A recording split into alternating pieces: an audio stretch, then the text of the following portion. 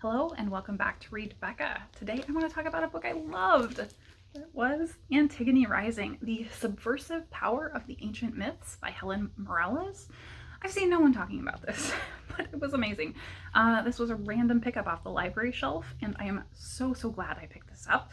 I think everybody needs to check this out. So this is a collection of essays. It's really very radical essays. They are springing from topic to topic and coming together into this cohesive message about how we can connect with antiquity so much and how little we've changed since then, how ancient myths are an incredible way to process our modern world from a slight remove. So I think that this collection of essays is written in such a snappy style that is very punchy and in your face.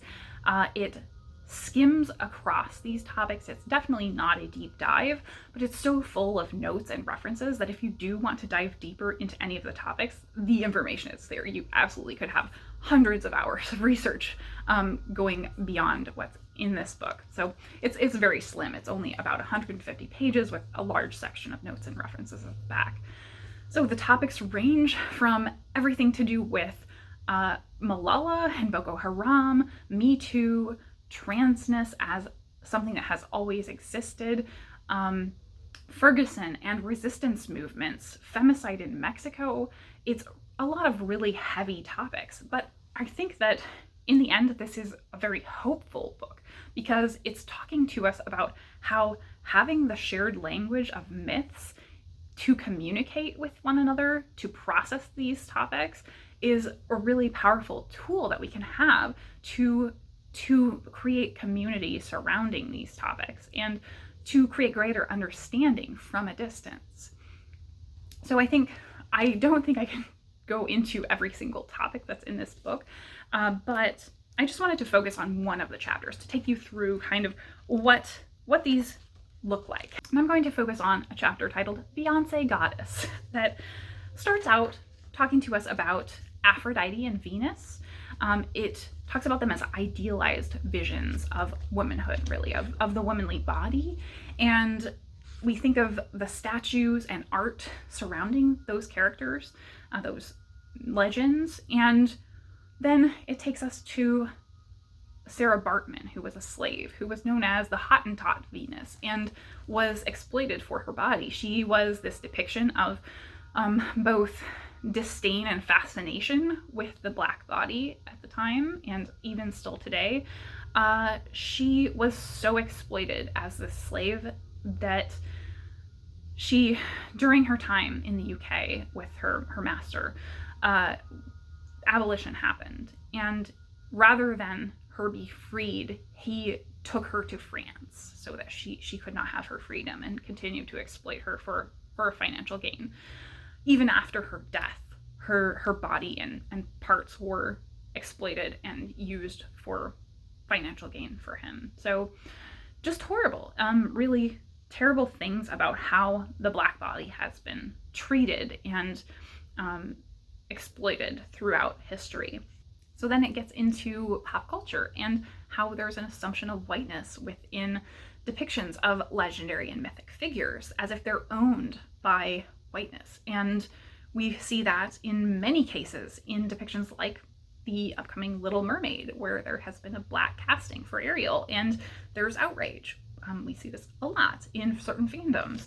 And so from there, it brings it back to the art with Beyonce and talking about how she has depicted herself as a goddess in many videos and live performances, and brings it to the Louvre, where she and Jay-Z have filmed a video. So I want to read a couple of things here from that section. And this is really framed from the space that what makes it into a museum is there because of a curation of image, and in many cases through cultural looting or theft, through destruction of culture in many cases to curate that specific image. So starting from there, the big picture is miserable. The Louvre Museum in Paris, for example, houses roughly 6,000 paintings, but only 21 women. artists have works in the collection, and none are identified as women of color. There are a few paintings and statues that feature people of color who are not slaves. Most of the art from Africa, Asia, Oceania, and the Americas is housed in a separate museum. Then going on to the specifics of the actual video, the video criticizes the exclusion of Black people and culture from the Louvre, but it also goes beyond that by reimagining the space and its collections in ways that create new icons, perspectives, and priorities. It acts as a kind of restorative myth-making. Protest involves the taking up of space. Black people in the United States cannot inhabit public spaces without the risk that white people will call the police to report them for entirely innocuous activities, for eating lunch quietly on their college campus, hanging out in Starbucks, swimming in their community pool with their family, sheltering in the rain in a doorway while waiting for a ride, barbecuing in the park, or being an 8-year-old selling water on the sidewalk in front of their home. Enjoying public space is, for Black people, a dangerous business. It is the inhospitable space of the Louvre that Beyonce and Jay-Z and their dancers, all men and women of color, take over.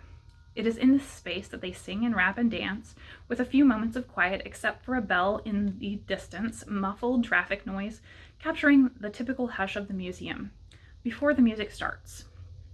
It is in this space that Beyonce dances in formation with her dancers, wearing nude bodysuits of different skin colors, in front of Jacques Louis David's The Consecration of the Emperor Napoleon and the Coronation of the Empress Josephine, with her place in the choreography strategically positioned so that Napoleon crowns her instead of Josephine. One Creole woman replaces another, and Beyonce and Jay-Z become the new royalty of the Louvre. It is in this space that the dancers replace statues and gyrate on pedestals, their dynamic energy juxtaposed with the immobility of the marble figures. There is sheer joy in the contrasts here, between the white bodies on the walls and the Black bodies in front of them, between the powerful movement of the dancers and the stillness of the artwork, between the reverent silence of the museum and the exuberant sound of the music.